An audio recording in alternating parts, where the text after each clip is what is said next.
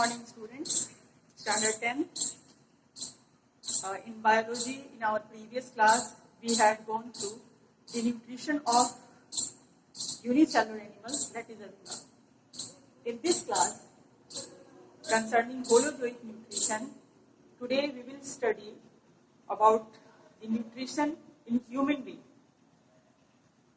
हम लोगों ने पिछले क्लास में जिन चीजों को डिस्कस किया था रिगार्डिंग न्यूट्रिशन, उन चीजों को अपने दिमाग में रखते हुए, उन चीजों को रिकॉल करते हुए, by drawing the figure and figure oriented mind को सेटअप करते हुए बायोलॉजी क्लास के इस क्लास को हम लोग पढ़ेंगे और समझेंगे.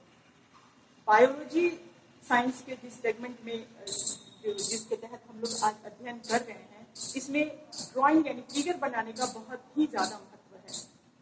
आप शार्पली फिगर के थ्रू इमेजिनेशन को कैसे ड्रॉ कर सकते हैं, because it's not very possible every time to see exactly the original thing regarding study of science और the biology.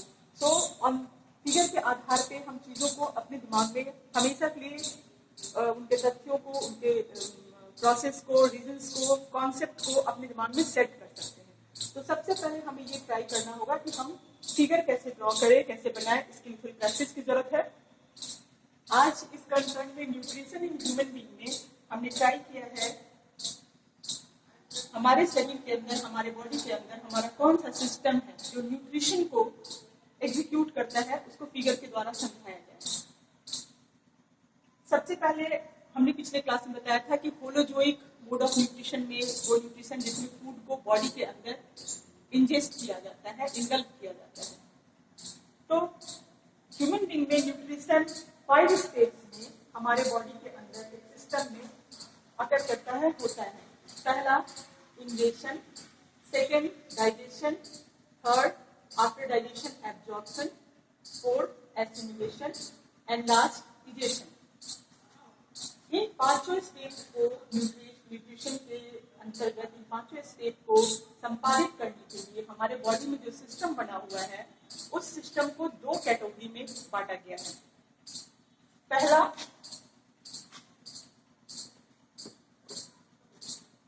Alimentary canal,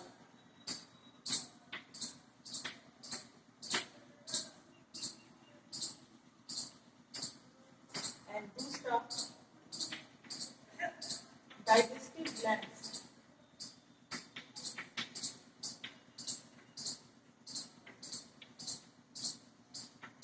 means human being में न्यूट्रिशन के लिए भोजन का डाइजेस्टिव सिस्टम में डाइजेस्ट होना जरूरी है. और इस डाइजेशन के लिए जिन केमिकल्स, जिन बायोलॉजिकल कैटलिस्ट की जरूरत पड़ती है, जिन्हें हम लोग एंजाइम्स कहते हैं, उनका सिक्रेशन हमारे सिस्टम के कुछ पार्ट से होता है, जिन्हें हम लोग डाइजेस्टिव ग्लैंड्स कहते हैं. तो इस तरीके से digestive system in human being को 2 पार्ट्स में बांटा गया है. First the alimentary canal and second is the digestive gland. What does the literal mean of alimentary canal? Alimentary canal वो ट्रैक है जिसके अंदर फूड जाता है, डाइजेशन होता है, डाइजेशन के बाद एब्जॉर्प्शन होता है, एब्जॉर्प्शन के बाद वेसल्स के द्वारा, ब्लड वेसल्स के द्वारा पूरे बॉडी में एसिमिलेट होता है. अनडाइजेस्टेड फूड जहाँ उस कैनाल में इस पार्ट में स्टोर होता है, और अनडाइजेस्टेड फूड कैसे टाइम टू टाइम बॉडी से बाहर निकाला जाता है. तो ये पूरा का पूरा ट्रैक जो होता है, जो ऑर्गन से, बहुत सारे ऑर्गन से मिलकर बना होता है, इस पूरे ट्रैक को एलिमेंट्री कैनाल कहा जाता है. एलिमेंट्री कैनाल हमारे माउथ से स्टार्ट होता है. जब हम फूड माउथ में लेते हैं, माउथ के बाद ये फूड ट्यूब लाइक स्ट्रक्चर, जिसको जनरली फूड पाइप कहते हैं, but the literal biological name of this tube like structure is oesophagus. Food इस ओइसोफेगस के थ्रू ये एक बड़े से बैग में, जिसको हम लोग स्टमक कहते हैं, मस्कुलर बैग, यहाँ आता है. यहाँ पे डाइजेशन होने के बाद,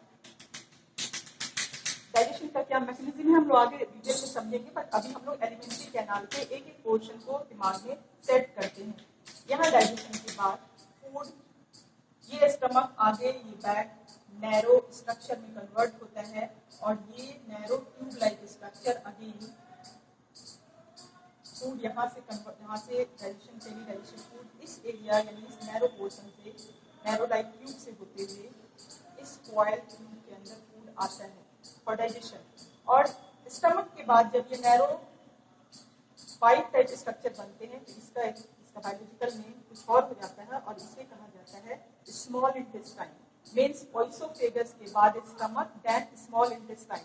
थर्ड, स्मॉल इंटेस्टाइन के बाद फूड जो है वो ट्रेवल करता हुआ लार्ज इंटेस्टाइन में जाता है। लार्ज इंटेस्टाइन के बाद ये फूड जो डाइजेस्टेड सेमी डाइजेस्ट, यहाँ कंप्लीट डाइजेशन हो चुका होता है, हम लोग आगे पढ़ेंगे, बट इसके बाद जो अनडाइजेस्टेड फूड होते हैं वो इस बड़े से लार्ज इंटेस्टाइन में आता है और अनडाइजेस्टेड फूड यहाँ इस पोर्शन एलिमेंट्री कैनाल के इस पोर्शन जिसको रेक्टम बोलते हैं स्टोर होता है और यहाँ से ये बाहर निकलता है। मतलब आपका एलिमेंट्री कैनाल मोटा मोटी मेनली और नेम है oesophagus first, second stomach, third small intestine जिसको 2 पार्ट में किया गया है। स्टमक के बाद जो ये बैग, जो मस्कुलर बैग कन्वर्ट होता है नैरो ट्यूब में, तो कुछ पोर्शन यहाँ से यहाँ तक के पोर्शन का एक स्पेशल नाम है जिसका नाम है डिओडिनम। तो थर्ड पोर्शन आपके स्मॉल इंटेस्टाइन को 2 पार्ट में हम लोग डिवाइड कर देते हैं, डिओडिनम और इसको इलियम बोलते हैं, लेकिन आप याद रखोगे कि इस पोर्शन को डिओडिनम और ये कॉइल स्ट्रक्चर डिओडिनम के बाद का जो स्ट्रक्चर होता है इसे स्मॉल इंटेस्टाइन कहते हैं। तो स्टमक के बाद डिओडिनम, देन स्मॉल इंटेस्टाइन, इसके बाद large intestine, rectum and anus. So you can say in alimentary canal the name of the organs are first, you must write in your copy also while listening the thing, first oesophagus, second stomach, third duodenum, fourth small intestine, fifth large intestine, sixth rectum. Sixth mainly हम alimentary canal को organise और उसके organs को हम 6 part में divide करके उसको learn कर सकते हैं, समझ सकते हैं। ये आपकी जो है एलिमेंट्री कैनाल जिसके अंदर फूड स्टे करता है for digestion. Now it's time to come over digestive gland.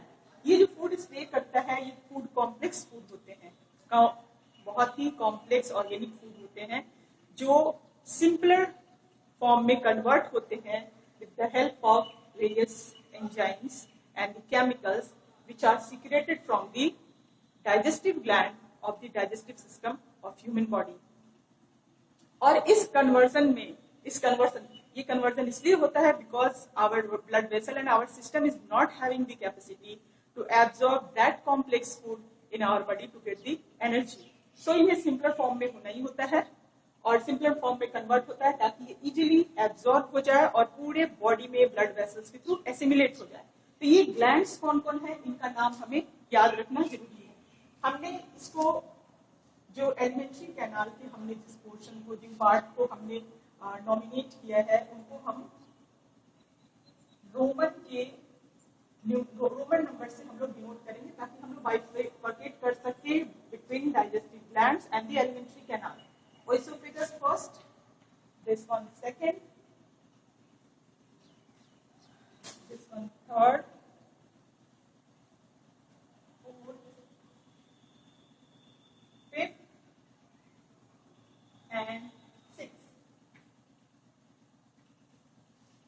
ये जो मैंने जिस तरीके से मैं आपको यहाँ समझा रही हूँ, मैं ये चाह रही हूँ कि दिस वेरी टाइम आपको ये लर्न हो जाए ये चीजें, हमारे अपने बारे में, हमारे अपने शारीरिक संरचना के बारे में हम ये क्यूरियोसिटी होनी चाहिए, हमें याद हो जाए कि किस पार्ट का क्या नाम है और ये हमारे सिलेबस में भी पढ़ना है। तो 6 पार्ट मैंने इसमें नोट किया है। अब डाइजेस्टिव ग्लैंड्स को हम लोग देखते हैं कि हमारे बॉडी में इस एलिमेंट्री कैनाल यानी डाइजेस्टिव सिस्टम में डाइजेस्टिव ग्लैंड्स कहाँ कहाँ सिचुएटेड होते हैं और उनका नाम क्या होता है। उसके बाद हम लोग लेटर ऑन फंक्शन पढ़ेंगे, उनका वर्क क्या है, वो किसको कैसे डाइजेस्ट करते हैं एक्सेट्रा। तो डाइजेस्टिव ग्लैंड हमारा शुरू हो जाता है माउथ से। हमारे माउथ, जिसको बकल कैविटी भी बोलते हैं, वहाँ माउथ में बहुत सारे ग्लैंड होते हैं जो सैलिवा सिक्रीट करते हैं और उस ग्लैंड का नाम है सैलिवरी ग्लैंड और हम इन्हें सिंपल न्यूमेरल फॉर्म में डिनोट करते हैं। फर्स्ट सैलिवरी ग्लैंड जो सैलिवा सिक्रीट करता है, जो हम लोग लार बोलते हैं, सिक्रीट करता है, ये ग्लैंड है। इसके बाद जो डाइजेशन में भी जिसका यूज होता है, उसके बाद हम लोग नीचे आते हैं लीवर, सेकेंड यूटेंसिल। ये लार्जेस्ट ऑर्गन एंड ग्लैंड भी है, लीवर एक ऑर्गन है। इस लीवर के अंदर, लीवर के नीचे सिचुएट होता है इसके बीनेथ में एक बॉडी पार्ट जिसको हम लोग कहते हैं गॉल ब्लैडर। तो आप इसे थर्ड नंबर कर सकते हो, सेकेंड थर्ड, क्योंकि ये दोनों एक दूसरे से अटैच है। गॉल ब्लैडर का ही यूज डाइजेशन में सबसे ज्यादा होता है।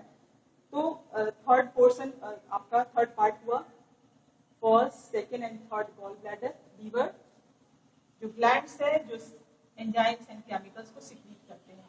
यहाँ से अटैच एक ट्यूब आती है जो स्टमक के नीचे और डियोडिनम से जस्ट ऊपर इस तरीके से ये सिचुएट रहता है। ये लीफ लाइक स्ट्रक्चर, इसे हम लोग कहते हैं pancreas. And fourth number, this is the pancreas which is also one of the digestive gland, pancreas. And after pancreas हमने यहाँ डिनोट नहीं किया है, लेकिन याद रखिए कि हमारे ये जो स्टमक है, स्टमक के वॉल से भी बहुत सारे एंजाइम सिक्रीट होते हैं और बहुत सारा केमिकल सिक्रीट होता है। बट हम stomach is the canal, so we have not mentioned here the one of the digestive gland. आपको ये याद रखना है कि स्टमक का जो इनर वॉल होता है, इसके इनर वॉल में जो ग्लैंड्स होते हैं, जो इनर वॉल ग्लैंड्स में इस इनर वॉल से ही कुछ केमिकल सिक्रीट होते हैं, like HCl, highly concentrated acid होता है HCl, ये सिक्रीट होता है। ये इतना कॉरोसिव होता है कि, लेकिन नेचर और प्रकृति ने ऐसा बनाया है कि इतना कॉरोसिव एसिड सिक्रीट होने के बावजूद भी ये हमारा इनर वॉल सुरक्षित होता है due to the secretion of mucus from itself, inner wall of stomach. Second and third, यहाँ से कुछ एंजाइम सिक्रीट होते हैं जिसे हम लोग as a whole gastric juice बोलते हैं। गैस्ट्रिक जूस में कौन कौन से एंजाइम होते हैं हम लोग अपने नेक्स्ट क्लास में या फिर इससे आगे हम लोग डिटेल में उसके बारे में पढ़ेंगे। हमें उतना ही पढ़ना है जितना हमारा माइंड डाइजेस्ट कर पाए, चीजों को अपने दिमाग में रख पाए, समझ पाए, बार बार रिकॉल कर पाए हम अपने आप को, हमने आज ये पढ़ा, ये समझा। तो यहाँ पर ये मैंने अपार्ट फ्रॉम डाइजेस्टिव ग्लैंड ये कुछ स्ट्रक्चर्स एंड दी सिस्टम को मैंने आपको समझाया है which help in digestion of the food. तो इसके इनर वॉल से भी होता है। सेम वे स्मॉल इंटेस्टाइन के भी इनर वॉल से बहुत सारे एंजाइम्स सिक्रीट होते हैं जो कंप्लीट डाइजेशन को यहाँ पर एग्जीक्यूट करते हैं स्मॉल इंटेस्टाइन में। इस तरीके से डाइजेस्टिव ग्लैंड्स में हमने जो यहाँ पे नेम लिखा हुआ है पूरे डाइजेस्टिव सिस्टम के बारे में, salivary gland is one of the digestive gland, this is the part of alimentary canal, this is also the part of, this is the digestive gland, and these all are the part of alimentary canal.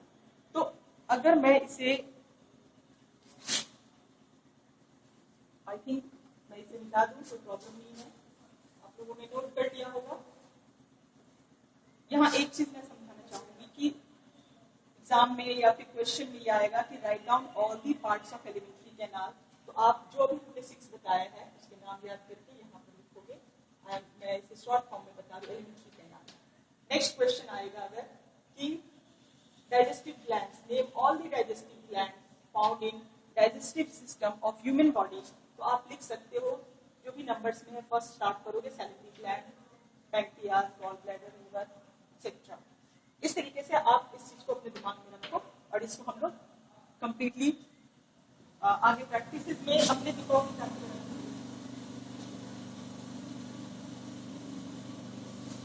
तो अब हम लोग यहाँ पर आज की class में एक और चीज समझेंगे कि इन सारे प्रोटीन सभी स्टेप्स को न्यूट्रिशन ह्यूमन बीइंग में होता है वो कैसे होता है, इसे पढ़ेंगे। आज हम लोग यहाँ पे न्यूट्रिशन, आप लोग सभी को पता है कि जब हम लोग भोजन करते हैं, खाते हैं, हाथों से फूड को अपने माउथ में डालते हैं बकल कैविटी में, with the help of tongue and teeth हम फूड को अच्छी तरह से च्यू कर चबाते हैं उसे, और चबाने के बाद उसको पेस्ट फॉर्म में लाने के लिए सैलिवरी ग्लैंड से निकला हुआ सैलिवा हेल्प करता है। एक तो उसे एक सेमी सॉलिड पेस्ट में कन्वर्ट करता है, सेकेंड सैलिवरी ग्लैंड से जो एंजाइम सिक्रीट होता है उस एंजाइम का नाम। इंजेक्शन जो हम लोग बता रहे हैं फूड को, सिर्फ जैसे ही हमने फूड को माउथ में लिया और उसे चबाने के बाद उसे हम लोग फिर नीचे निकल कर हम अपने बॉडी में इन किए, अपने स्टमक के अंदर इन किए, ये प्रोसेस आपका हो गया, इंजेक्शन हो गया। यहाँ पर ये है कि ह्यूमन बीइंग के इंजेक्शन प्रोसेस में भी डाइजेशन बहुत ही लिटिल वे में डाइजेशन होता है कार्बोहाइड्रेट का, और वो जो सेमी डाइजेस्टेड कार्बोहाइड्रेट होते हैं वो फिर वैसोपोल्डर के थ्रू स्टमक में आते हैं। याद रखिए कि माउथ में सिर्फ बहुत ही छोटे लेवल पे, बहुत ही कम स्तर पे कार्बोहाइड्रेट का डाइजेशन होता है। इसके अलावा यहाँ पे फूड के किसी भी न्यूट्रिएंट्स का कोई डाइजेशन नहीं होता है। और कार्बोहाइड्रेट के डाइजेशन के लिए जो एंजाइम है जो सैलिवा सिक्रीट करता है उसका नाम है सैलिवरी अमाइलेज। जो कुछ कार्बोहाइड्रेट, इसलिए आप लोग देखते हो जब फूड को आप चबा रहे होते हैं, रोटी ब्रेड या किसी भी चीज को, ऐसे आप उसको टंग से टेस्ट करके देखोगे, ब्रेड या रोटी आपको स्वीट या मीठी नहीं लगेगी, लेकिन जैसे ही आप उसको चबाते हो वो स्वीट मीठा लगने लगता है, बिकॉज स्टार्च एंड कार्बोहाइड्रेट का टेस्ट स्वीट नहीं होता है, वो टेस्टलेस होता है। जब उसके ऊपर एंजाइम एक्शन करके उसको सिंपलर फॉर्म यानी ग्लूकोज में कन्वर्ट करते हैं तो ग्लूकोज स्वीट टेस्ट देता है और हमें वो रोटी या फिर वो ब्रेड थोड़ी देर के बाद चबाने के बाद हमें वो मीठा लगता है। यहाँ पर इतना बताने के बाद मैं थोड़ा सा आप लोगों को एक और कॉन्सेप्ट देना चाहूंगी कि जो भी कॉम्प्लेक्स फूड होते हैं वो फाइनली डाइजेस्ट होने के बाद किस फॉर्म में कन्वर्ट होते हैं। प्लांट से जो हमें फूड मिलता है वो स्टार्च के फॉर्म में हम लोग फूड को लेते हैं। स्टार्च, कार्बोहाइड्रेट सभी एक ही न्यूट्रिएंट्स को बोला जाता है, अलग अलग नाम है। हायर क्लासेस में इनके डिफरेंसेस को और ब्रॉडली पढ़ोगे। जब हम फूड को लेते हैं, कार्बोहाइड्रेट जब फाइनली डाइजेस्ट हो जाता है ताकि ब्लड हमारा एब्जॉर्ब कर पाए, ब्लड के थ्रू हमारा ऑर्गन को एब्जॉर्ब करके ब्लड में मिला पाए, तो वो डाइजेस्टेड फॉर्म ऑफ कार्बोहाइड्रेट कहलाता है ग्लूकोज। इसको आप नोट करिए और याद रखिए। The final digestive, simpler digestive nutrients of carbohydrate is glucose. Protein का कंप्लीट डाइजेशन होने के बाद वो जिस सिंपलर फॉर्म में कन्वर्ट होता है उसका नाम है एमिनो एसिड। Amino acid. और उसके बाद थर्ड न्यूट्रिएंट, जैसे पहले भी क्लास में मैंने समझाया कि major nutrients carbohydrate, protein, fats, vitamin and minerals होते हैं। Vitamin and minerals as it is हमारे बॉडी में ट्रैवल करते हैं, ये इम्यूनिटी को देते हैं, बट मेजर जो न्यूट्रिएंट्स है जो बॉडी बिल्डिंग, जैसे प्रोटीन बॉडी बिल्डिंग न्यूट्रिएंट्स है, carbohydrate and fat energy giving nutrients है, इनका जो डाइजेशन होता है और सिंपल फॉर्म में जो चेंज होते हैं वो याद रखना बहुत जरूरी है। प्रोटीन फाइनली डाइजेस्ट होकर के एमिनो एसिड में कन्वर्ट होता है और फैट डाइजेस्ट होकर के फैटी एसिड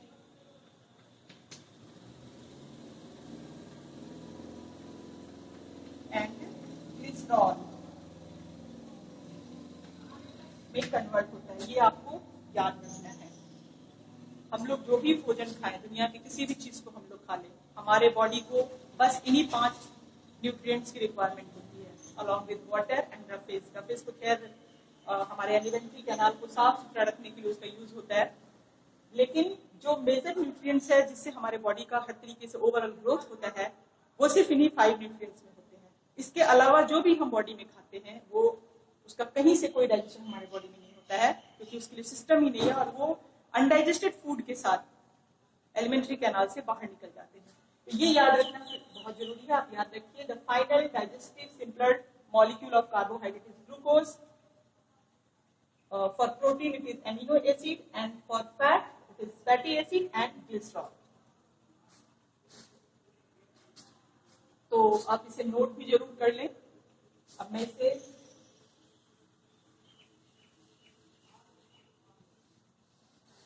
जिन चीजों को हम लोग एडिशनली लर्न कर रहे हैं उसको नोट करें। हमारा डाइजेशन ह्यूमन बॉडी में पढ़ना है।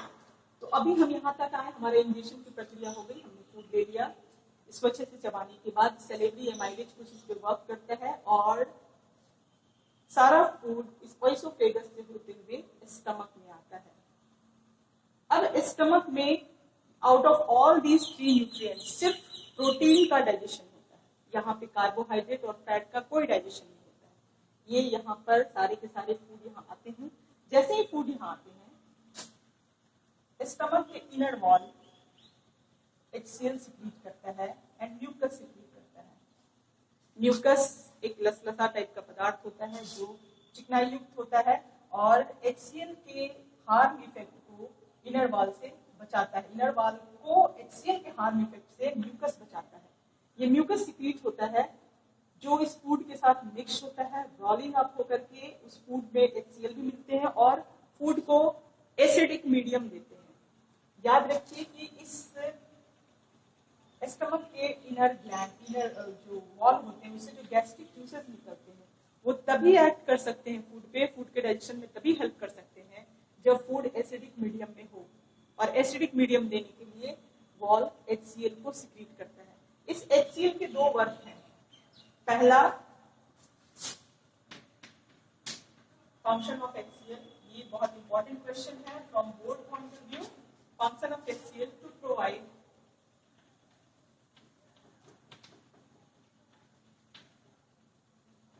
acidic medium food, and second, to kill the harmful bacteria, harmful microorganism also. भोजन के साथ जो माइक्रो ऑर्गेनिज्म होते हैं जो हमने नेकेड आई से नहीं देख सकते हैं, अगर कुछ कीटाणु अगर हमारे भोजन के साथ पेट में आ जाता है तो यहाँ HCl के द्वारा उसे किल कर दिया जाता है, डिस्ट्रॉय भी कर दिया जाता है। ये दो मेजर फंक्शन है जो HCl ये करता है। यहाँ पे जैसा कि मैंने बताया कि प्रोटीन का सिर्फ डाइजेशन होता है और प्रोटीन तभी डाइजेस्ट होगा जब फूड को एसिडिक मीडियम मिलेगा। प्रोटीन को डाइजेस्ट करने के लिए एक स्पेशल एंजाइम है जिसका नाम है पेप्सिन। ये पेप्सिन किसी और फॉर्म में गैस्ट्रिक ग्लैंड यानी गैस्ट्रिक वॉल से सिक्रीट होते हैं, but after the action of HCl that enzyme converts into pepsin and this pepsin acts upon the protein to break it down into its very simpler form. इसके simple form में help करने में मदद करता है और यहाँ प्रोटीन का डाइजेशन होता है। इसके बाद ये फूड कुछ देर तक स्टमक में मतलब डाइजेशन के बाद ये फूड यहाँ से निकलता है और कुछ देर तक इस पोर्शन में जिसको डिओडिनम कहते हैं, यहाँ से स्मॉल इंटेस्टाइन का एरिया शुरू हो जाता है। इस डिओडिनम में आकर के ये फूड ठहरता है। इस डिओडिनम में आने के बाद जब यहाँ फूड ठहरता है, इस केस में पैंक्रियाज से निकलने वाले एंजाइम्स, गॉल ब्लैडर से निकलने वाले गॉल ब्लैडर से जो निकलता है, जो केमिकल निकलता है, इसको कहते हैं बाइल जूस। आपने हिंदी में सुना होगा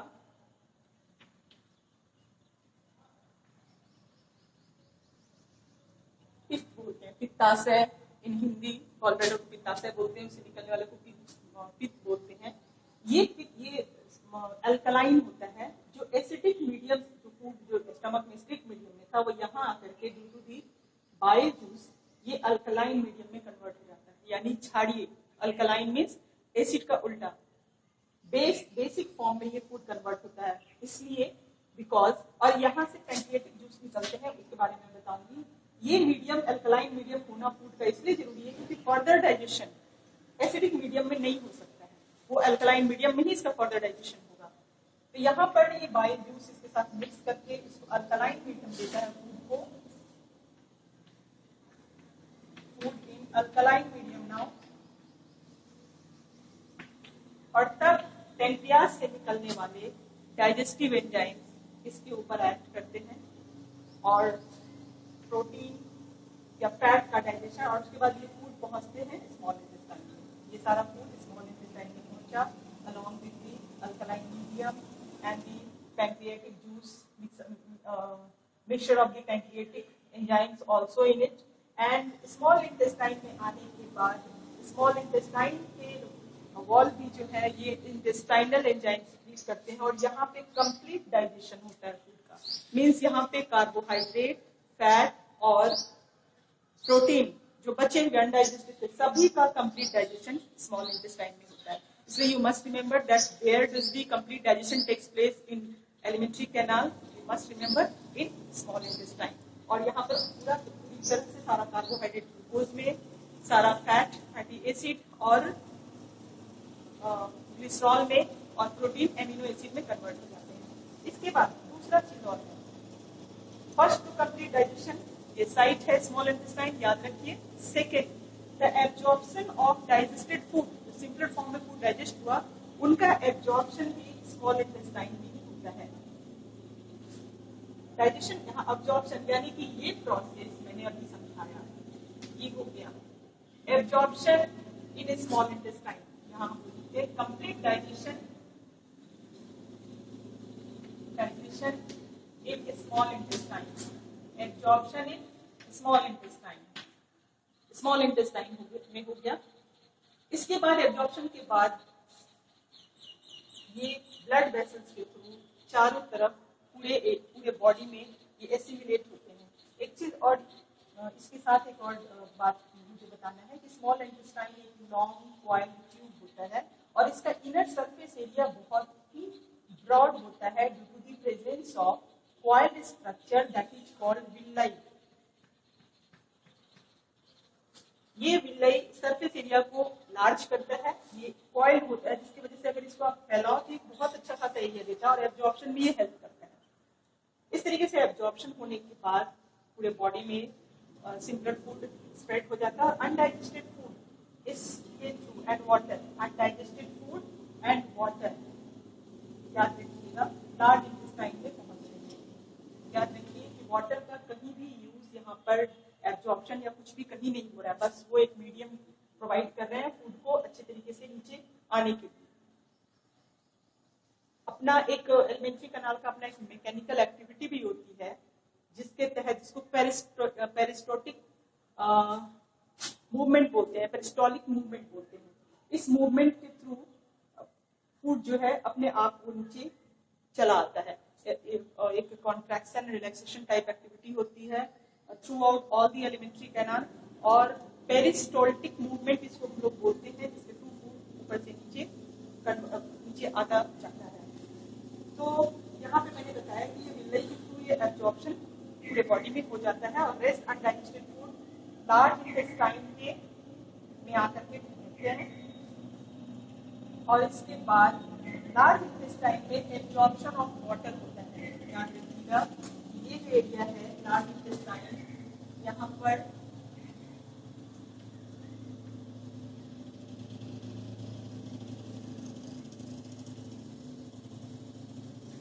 यानी कि वाटर के एब्जॉर्प्शन का साइट हमारे एलिमेंट्री कैनाल में लार्ज इंटेस्टाइन है और उसके बाद सेमी सॉलिड फूड रेक्टम में आते हैं, टाइम एनएच के थ्रू बाहर निकल जाते हैं, जो अनडाइजेस्टेड फूड है वो बाहर निकल जाते हैं। इस तरीके से हमारा डाइजेशन इसमें कंप्लीट होता है। हमने यहाँ पर बताया कि पेप्सिन एक्शन करता है स्टमक में, पेप्सिन नाम का एंजाइम प्रोटीन पे। उसी तरीके से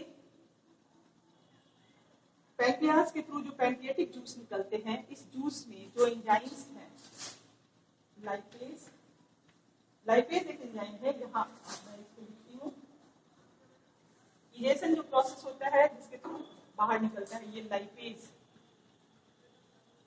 ये एंजाइम है जो फैट पे एक्शन करता है, यानी कि फैट के डाइजेशन के लिए ये एंजाइम यूज होता है। पेप्सिन जो होता है ये